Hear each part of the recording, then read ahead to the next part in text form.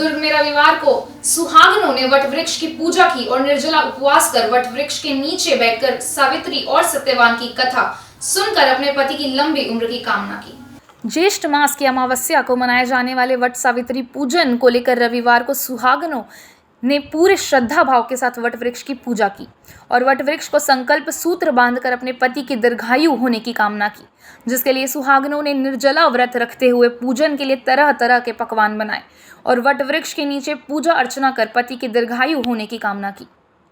सुबह से उठकर पहले जो भगवान के लिए जो हम लोग चढ़ाते हैं वो सब की हम लोग व्यवस्था करके कल से रखे थे, उसको सबकी तैयारी की और मीठा जो भगवान में हम लोग फलाहार करेंगे, पूजा करेंगे, वो सब बना के हम लोग पूड़ी है और आम का रस है वो सब बना के सुबह भगवान के लिए चढ़ाने के लिए सब रखे हैं पूजा पाठ करने के लिए। पहले सुबह से उठे, स्नान के फिर व्रत का पारण किए, फिर हम लोग व्रत करने यहाँ मंदिर में आए, फिर पेड़ का पूजा किए वट सावित्री का, उसके बाद आम चढ़ाया, उसके बाद फिर अपना फलाहार किए, पूजा पाठ करके आम रस और पूड़ी का भोग लगाए और उपवास रखे अपनी पति की लंबी उम्र की आयु के लिए।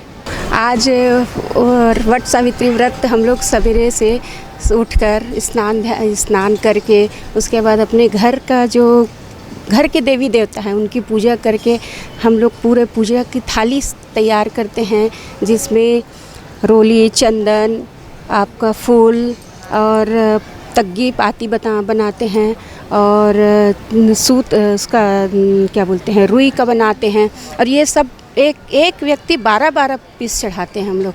ये सब विधि है और इसमें विशेष रहता है अपने सुहाग की रक्षा के लिए और अपने पति की दीर्घायु के लिए इस व्रत को करते हैं। सुहागनों के द्वारा की जाने वाली वट वृक्ष की इस कथा के पीछे सत्यवान सावित्री का व्यक्तित्व है, जिन्होंने यमराज से भी अपने पति के प्राण वापस ले लिए थे और तभी से वट सावित्री का व्रत रखकर महिलाएं अपने पति के दीर्घायु व स्वस्थ तन की कामना करती हैं। वट सावित्री अमावस्या को व्रत किया जाता है, अपने पति के दीर्घायु के कामना के लिए किया जाता है। इसमें सत्यवान सावित्री की कथा आती है।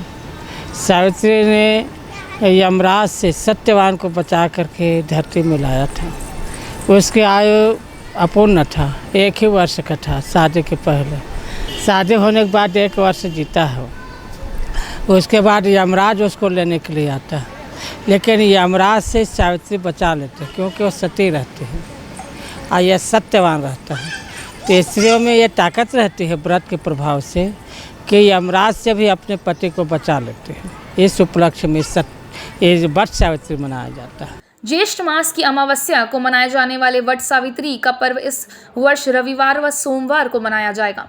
दरअसल रविवार को दोपहर से ज्येष्ठ अमावस की शुरुआत हो रही है, जो सोमवार की दोपहर तक रहेगी। बहरहाल वट वृक्ष की पूजा करने रविवार को पहुंची महिलाओं में इस व्रत को लेकर गजब का उत्साह दिखाई दिया, जिन्होंने पूरे श्रद्धा भाव से वट वृक्ष की पूजा अर्चना कर अपने पति की लंबी उम्र की कामना की। इंडियन न्यूज़ के लिए सुरेंद्र ठाकुर की रिपोर्ट।